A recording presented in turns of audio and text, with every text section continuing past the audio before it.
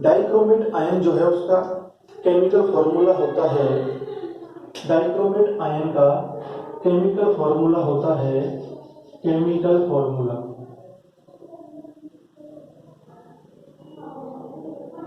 Dichromate ion का जो chemical formula होता है वो Cr2O7 की पावर 2-। डाइक्रोमेट आयन का केमिकल फॉर्मूला होता है Cr2O7 2-। डाइक्रोमेट आयन में जो स्ट्रक्चर है उसमें 2 टेट्राहेड्रल यूनिट जो हैं एक कॉमन ऑक्सीजन लिंकेज के थ्रू कनेक्टेड है ब्रिज पोजीशन पे। जो कॉमन ऑक्सीजन लिंकेज है वो ब्रिज पोजीशन पे है। इस तरह से 2 टेट्राहेड्रल यूनिट जो है वो कॉमन ऑक्सीजन लिंकेज के साथ में कनेक्टेड है। दोनों टेट्राहेड्रल यूनिट का जो सेंट्रल मेटल एटम है वो क्रोमियम है। तो जो स्ट्रक्चर होता है इसका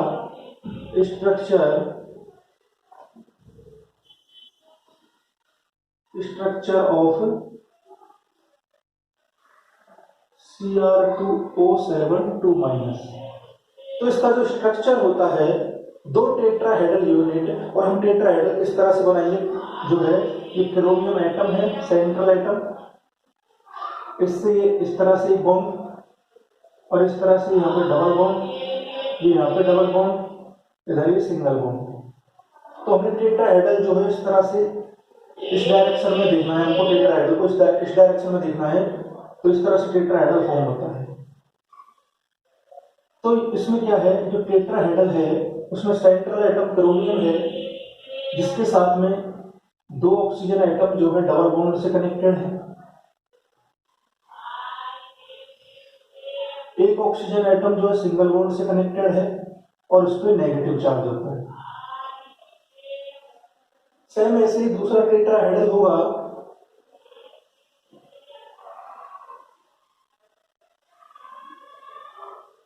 और उस टेट्राहेड्रल से इस तरह से डबल बॉन्ड से ऑक्सीजन, डबल बॉन्ड से ऑक्सीजन और इस सिंगल बॉन्ड से ऑक्सीजन जुड़ा हुआ है, और सिंगल बॉन्डेड ऑक्सीजन पे नेगेटिव है। दोनों tetrahedral unit common oxygen linkage के थ्रू कनेक्टेड हैं। तो यहाँ पे आएगा ऑक्सीजन एटम। ये पोजीशन होती है ब्रिज पोजीशन। ये पोजीशन कौन सी होती है, ब्रिज पोजीशन।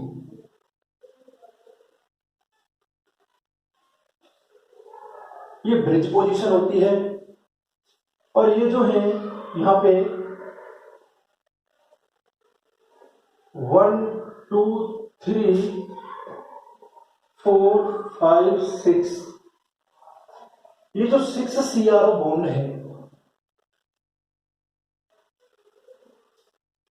ये जितनी भी बॉन्ड लाइन दिख रही है हमको, ये 6 CRO बॉन्ड जो हैं 6 CRO बॉन्ड, ये टर्मिनल पोजीशन पर है, टर्मिनल। और ये जो 2 CRO बॉन्ड हैं ये ब्रिज पोजीशन पर है, ब्रिज पोजीशन।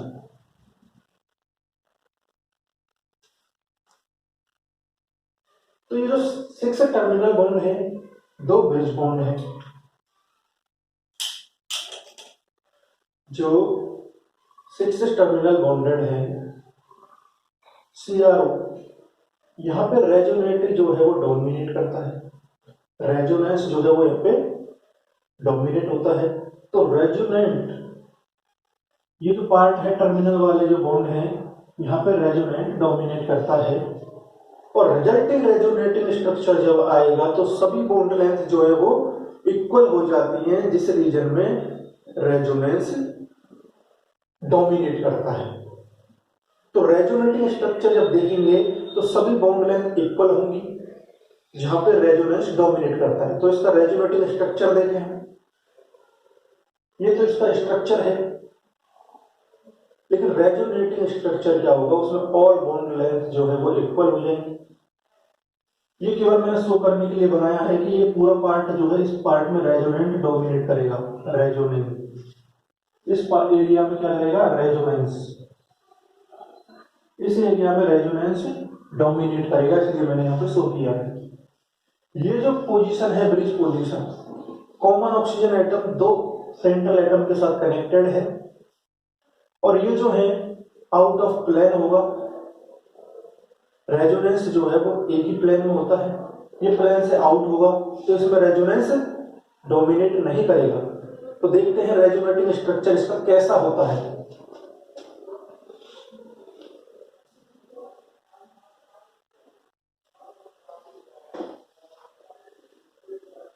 रेजोनेटिंग स्ट्रक्चर जो निकल के आएगा, तो टेट्राहेड्रल यूनिट तो सेम ही बनेंगे इस तरह से, और सभी बॉन्ड लेंथ जो हैं वो इक्वल हो जाती हैं,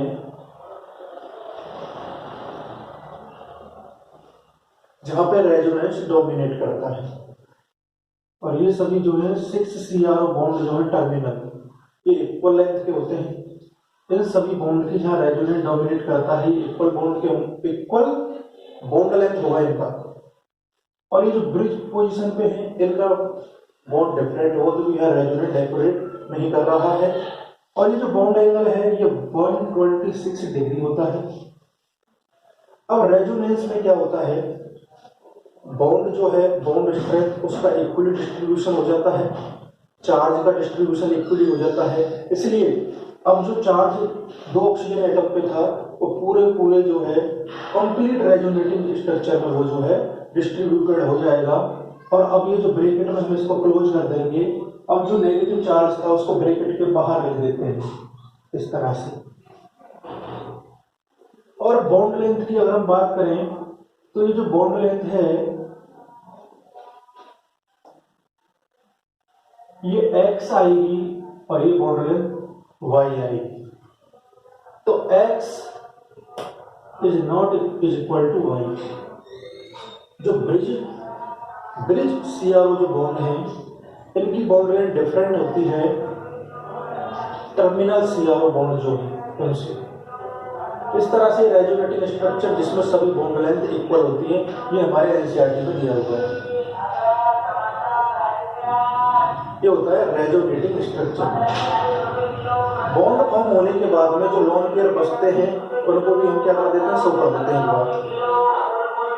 ये लोन पेयर इस तरह से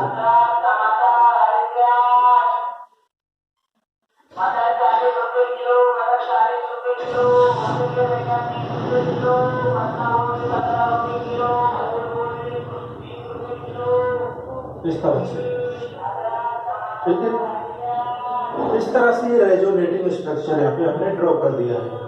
अब ये जो है डाइक्रोमेट आयन, ये डाइक्रोमेट आयन जो होता है वो बाइवैलेंट होता है, और ये अपने आयनिक कंपाउंड का फॉर्मेशन करता है, और वो कंपाउंड जो होते हैं सॉल्ट नेचर के होते हैं।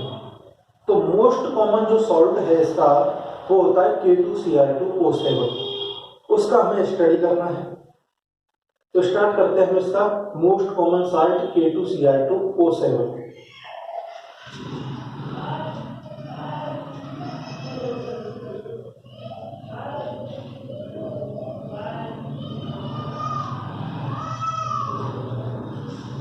इसका जो मोस्ट कॉमन सॉल्ट है वो K2Cr2O7 है।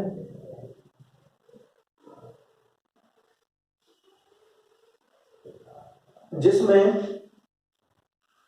2K plus Cr2O7 2 minus ion जो है प्रेजेंट है।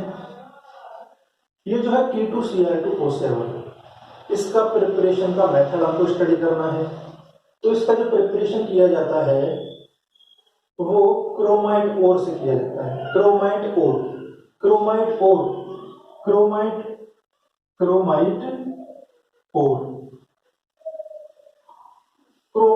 ओर जिसका फॉर्मूला होता है FeCr2O4, जिसको हम अदर फॉर्म में भी लिख सकते हैं, और FeO.Cr2O3, इस तरह से हम लिखेंगे FeO और Cr2O3। हमें क्लियरली दिख रहा है एक कंपाउंड FeO है, दूसरा जो है Cr2O3 है। अब ये जो क्रोमाइट ओर है, इसको पहले क्या किया जाता है, ग्राइंडिंग किया जाता है, पाउडर फॉर्म में कन्वर्ट किया जाता है। पाउडर फॉर्म में कन्वर्ट करने के बाद में इसमें Na2CO3 मिक्स किया जाता है और स्लैग लाइम मिक्स किया जाता है। तो क्रोमाइट ओर जो है FeCr2O4 Na2CO3 प्लस CaOH का होल ट्वाइस।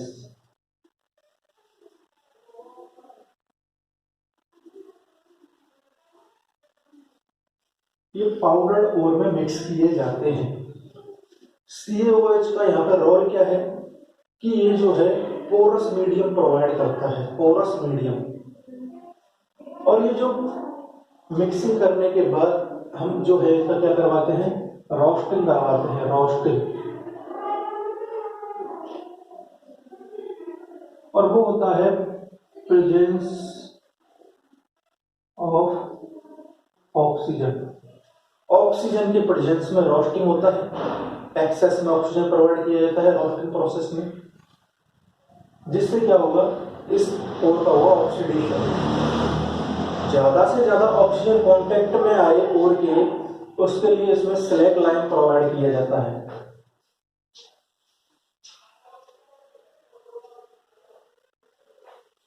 जो कि मैक्सिमम पोरस एरिया प्रोवाइड करता है और ज्यादा से ज्यादा O2 जो है पाउडर ओर के कांटेक्ट में आती है और ज्यादा से ज्यादा जो है ओर जो है प्रोडक्ट में कन्वर्ट हो जाता है।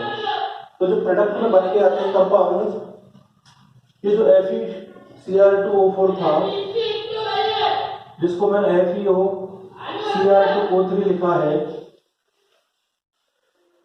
Fe2 का ऑक्सीडेशन हो जाएगा तो ये Fe2O3 में कन्वर्ट हो जाएगा। Cr2O3 जो है वो Na2CO3, Na2CO3 से जो निकल के आएगा Na2O प्लस Cr2O3, ये दोनों रिएक्ट करके Na2CrO4 बना लेंगे। तो जो प्रोडक्ट में आएगा निकल के ये Na2CrO4 प्लस Fe2O3 बनेगा और यहां से CO2 गैस निकलेगा। इस तरह से ये जो है पोरस मीडियम प्रोवाइड कर रहा है, केवल एज ए कैटालिस्ट की तरह बिहेव कर रहा है, ये मान लीजिए। तो रिएक्टेंट कौन कौन होंगे, ये केवल कैटालिस्ट की तरह बिहेव करेगा, जो कि पोरस मीडियम प्रोवाइड कर रहा है। और बनने वाला प्रोडक्ट आएगा Fe2O3 जो है हेमेटाइट, और ये जो होता है Na2CrO4 ये होता है सोडियम क्रोमेट। क्या, सोडियम क्रोमेट। हमने क्या किया, क्रोमाइट ओर लिया, उसको पाउडर फॉर्म में कन्वर्ट किया, उसमें Na2CO3 मिक्स किया, उसका ऑक्सीजन के प्रेजेंस में रोस्टिंग करवाया। रोस्टिंग का मतलब ही यही होता है कि एक्सेस में ऑक्सीजन को प्रोवाइड करना।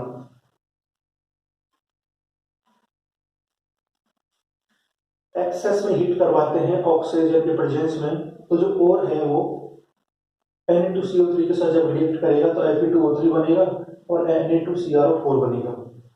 ये पोरस मीडियम प्रोवाइड करता है, जिससे ज्यादा से ज्यादा जो ओर है वो कन्वर्ट हो जाए प्रोडक्ट में। तो प्रोडक्ट में हेमेटाइट बन के आएगा और ये सोडियम क्रोमेट बन के आएगा। इससे नेक्स्ट स्टेप हम आगे अब चलते हैं।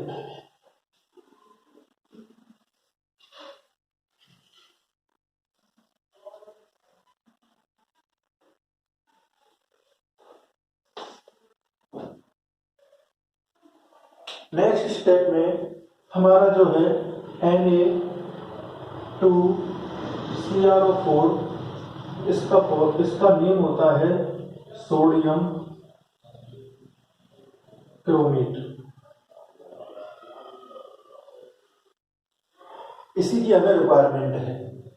ये जो सोडियम क्रोमेट है, जब इसकी रिएक्शन H2SO4 के साथ में करवाते हैं, H2SO4 के प्रेजेंस में करवाएंगे, एसिडिक मीडियम, मतलब एसिडिक मीडियम में ये जो क्रोमेट है ये खुद को कन्वर्ट कर लेता है सोडियम डाइक्रोमेट में, सोडियम डाइक्रोमेट में कन्वर्ट कर लेता है। एसिडिक मीडियम है, H2SO4 H+ तभी देगा जब ये डाइल्यूट होगा, क्योंकि कंसंट्रेटेड H2SO4 एक डिहाइड्रेटिंग एजेंट होता है जो H2O निकाल देता है। तो हमें क्या चाहिए, डाइल्यूट, जिससे क्या मिलेगा H प्लस, और H प्लस की वजह से एसिडिक मीडियम होगा, और एसिडिक मीडियम में ये जो है सोडियम क्रोमेट खुद को सोडियम डाइक्रोमेट में कन्वर्ट कर लेता है। लेकिन सोडियम जो है डाइक्रोमेट, इसका नेम हो जाएगा सोडियम डाइक्रोमेट। ये जो सोडियम डाइक्रोमेट है ये हाइड्रोस्कोपिक नेचर का होता है, मतलब मॉइस्चर को एब्जॉर्ब करने वाला। इसकी नेचर होती है हाइग्रोस्कोपिक,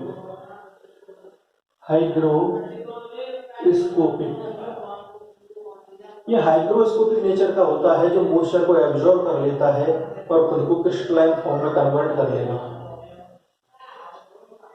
तो जो Na2Cr2O7 है ये हाइग्रोस्कोपिक नेचर का होता है, और जो प्रोडक्ट में जो रिएक्शन हुआ था कंप्लीट, Na2Cr2O7 बना है, और अदर जो बनेगा वो बनेगा Na2SO4.10H2O। इसका नेम होता है ग्लोवर साल्ट, इसका नेम होता है ग्लोवर साल्ट। अब ये जो कंपाउंड है, ये कंपाउंड है, ये सॉल्यूशन में है, तो ये जो है और ये इन दोनों की जो है सॉल्युबिलिटी में डिफरेंट होता है। तो क्रिस्टलाइज फॉर्म में कन्वर्ट करके इसको अलग कर लेते हैं, फिल्टर कर लेते हैं, तो हमको मिल जाता है Na2Cr2O7। क्यों? क्योंकि ग्लोवर साल्ट और इनकी सॉल्युबिलिटी में डिफरेंट होता है। तो सॉल्युबिलिटी में डिफरेंट है तो फिल्ट्रेशन से हमको इसको अलग कर लेते हैं, तो हमें मिल जाता है Na2Cr2O7। तो चलो Na2Cr2O7 तो हमको मिल रहा है, लेकिन इसकी नेचर होती है हाइग्रोस्कोपिक, और ये मॉइस्चर को एब्जॉर्ब कर लेता है और 2H2 क्रिस्टलाइन फॉर्म में इसके साथ जुड़ जाते हैं, जिससे ये अपनी प्रॉपर्टी चेंज कर देता है। ये जो हमने लिखा था सोडियम क्रोमेट, इसका कलर होता है येलो, और ये जो डाइक्रोमेट है इसका कलर होता है ऑरेंज। इसलिए इसको हम जो है एक टाइट्रेंट की तरह यूज कर सकते हैं टाइट्रेशन में, एनालिटिकल केमिस्ट्री में। लेकिन ये मॉइस्चर को एब्जॉर्ब कर लेता है, इसलिए इसका एनालिटिकल केमिस्ट्री में यूज नहीं किया जा सकता, क्योंकि ये अपनी प्रॉपर्टी लूज कर देता है मॉइस्चर को एब्जॉर्ब करके। तो हम क्या करते हैं, K2Cr2O7 जो है हम बनाएंगे K2Cr2O7, और K2Cr2O7 बनाने के लिए Na2Cr2O7 प्लस KCl, तो बन के आएगा K2Cr2O7 प्लस NaCl, 2NaCl। तो हमने क्या किया, K2Cr2O7 फॉर्म कर लिया है यहाँ पे। इसका नेम होता है पोटेशियम डाइक्रोमेट। इसका क्या नेम होता है, पोटेशियम डाइक्रोमेट।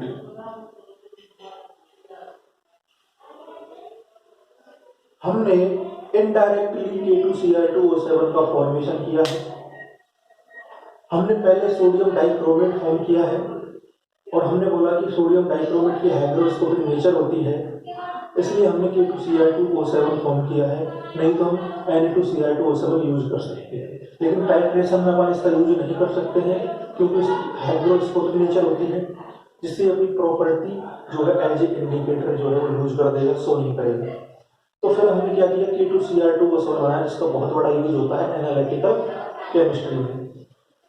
तो पोटेशियम डाइक्रोमेट जो है हमने डायरेक्टली नहीं बनाया, इनडायरेक्टली बनाया है।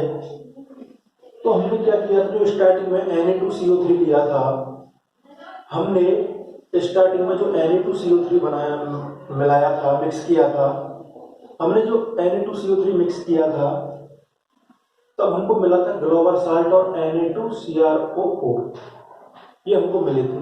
क्या मिले थे, Na2Cr2O7 और ग्लोवर साल्ट मिले थे। दोनों की सॉल्युबिलिटी में डिफरेंट था।